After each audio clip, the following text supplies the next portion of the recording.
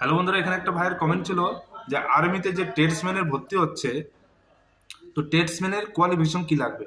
দেখো, অগ্নিবীরের যে ট্রেডসম্যানের ভ্যাকেন্সি বেরিয়েছে, তো তোমার কোয়ালিফিকেশন হচ্ছে 8 থেকে মাধ্যমিক পাস হলেই হবে, ঠিক আছে।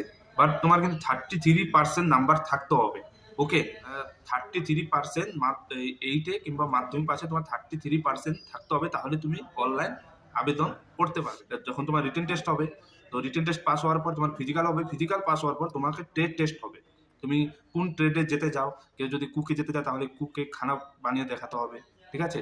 কেউ যদি ওয়াশারম্যান হতে যাও তাহলে কাপড় ধুয়ে দেখাতে হবে, কিংবা কাপড় আয়রন করে দেখাতে হবে, ঠিক আছে। তো এই টেস্টটা কিন্তু তোমাদের হবে। ওকে, তারপরে তোমার লাস্ট হবে মেডিকেল, ঠিক আছে। বাট তোমার 33% কিন্তু তোমার 8-এ কিংবা মাধ্যমিকে তোমার থাকতে হবে, ঠিক আছে। তাহলে তুমি ফর্ম অ্যাপ্লাই করতে পারবে। ওকে, তো আশা করি বোঝাতে পারলাম। ভিডিও ভালো লাগলে অবশ্যই ভিডিওটি লাইক করবে।